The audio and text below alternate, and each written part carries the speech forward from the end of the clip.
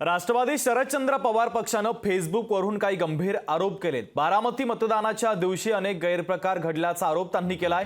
तर Facebook post करत राष्ट्रवादी शरदचंद्र पवार पक्षानं हे आरोप केलेले आहेत। बारामतीमध्ये मतदानाच्या दिवशी अनेक गैरप्रकार घडल्याचा आरोप देखील आता शरदचंद्र पवार पक्षानं केलेला आहे। नेमकी या पोस्टमध्ये त्यांनी म्हटलंय तरी काय हे आपण पाहूया।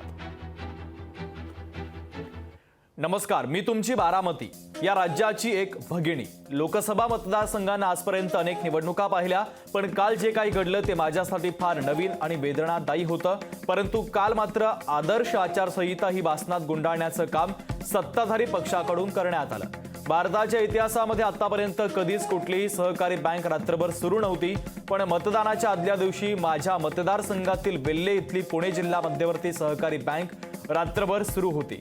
ज्या बँकेवर सत्ताधारी पक्षाच्या नेत्यांचं वर्चस्व आहे, बंद खोल्यांमध्ये मतदानाच्या आदल्या दिवशी रात्री कार्यकर्त्यांकडून पैशांचं वाटप सुरू होतं। मतदान केंद्रावर देखील विरोधकांकडून दमदाटी सुरू होती। एक वेगळंच चित्र यंदाच्या लोकसभा निवडणुकीमध्ये पाहायला मिळालं, जे आजपर्यंत कधीही निदर्शनास आलं नाही। अहो, इतकंच काय, सत्तारूढ पक्षातील आमदारांकडून तर त्यांच्या विरोधातील कार्यकर्त्याला शिवीगाळ देखील करण्यात आली। दाय मोकलून हा कार्यकर्ता रडत होता, अशी ही परिस्थिती। परंतु बारामती लोकसभा मतदारसंघातील सुजाण जनतेचा हा आदर्श येत्या काळात राज्यातील मतदार घेतील हा विश्वास आहे। म्हणूनच हा सगळा पत्र प्रपंच। धन्यवाद, तुमची बारामती। अजित पवारांनी नेमकी आता काय प्रतिक्रिया दिली आहे, त्यांची प्रतिक्रिया देखील आपण पाहूया। चौकशी करा ना।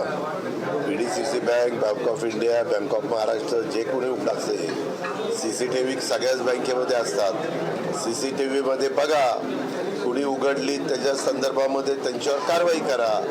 उघडी नसेल तर तशा पद्धतीनं सांगा, याच्यात तथ्य नाही।